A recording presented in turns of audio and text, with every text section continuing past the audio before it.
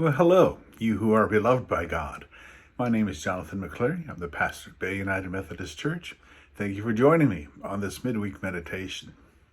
Well, I'm not exactly counting the days. It's more like weeks that I'm counting, but I am keenly aware that my retirement is fast approaching. Now, retirement as practiced today is a very recent development historically, probably less than 100 years old. And that's a mere drop in the bucket when it comes to thousands of years of human history that we've known so far. Up until recently, people just worked until they were physically unable to do so, and then depended upon younger family members for support. So it's no surprise then that even as a bit of a theologian, I can find no biblical reference to guide me into and through retirement as we conceive it today. The closest example I could find is the parable Jesus told in Luke 12. Let me read it to you. And he told them this parable. The ground of a certain rich man yielded an abundant harvest. He thought to himself, what shall I do? I have no place to store my crops. Then he said, this is what I'll do. I will tear down my barns and build bigger ones, and there I will store my surplus grain. And I'll say to myself, you have plenty of grain laid up for many years. Take life easy. Eat, drink, and be merry. Now, doesn't that sound like a nice retirement plan to you?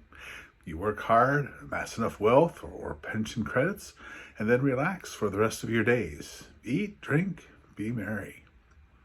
But the parable goes on. But God said to him, you fool, this very night your life will be demanded from you. Then who will get what you have prepared for yourself? This is how it will be with whoever stores up things for themselves, but is not rich towards God. Now, it sounds like Jesus is coming down hard on this version of retirement, but that's not the conclusion we should draw from this.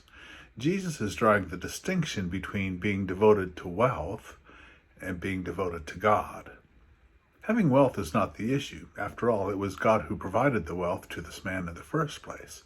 No, the problem came when the rich man decided to live life on his own terms and not as God directed. Eat, drink, and be merry. That was his plan. But what was God's plan for the rest of his life? It wasn't even considered. And that's what got him into trouble. So here's the thing. There's nothing wrong with retiring from work unless God wants you to keep working. But even should you retire from your employment, there is no such thing as retiring from your service to God. Even in your golden years, God has designs for your life. Every day of your life, from birth to death, is a gift from God, given for you to serve Him and love Him. So while you may retire from employment, God still has work for you to do. You will never retire from being a Christian. And being a Christian means to continually follow Jesus. I'm not entirely certain how God will choose to use me in retirement. No doubt there will be a good deal of caregiving. But beyond that, I intend to continue to live in submission to God's will, whatever that may mean. I hope you, as you consider your own retirement, or if you are retired now, that you will continue to live for God all the days of your life. Even if you become feeble and infirm, you can still do great service for God.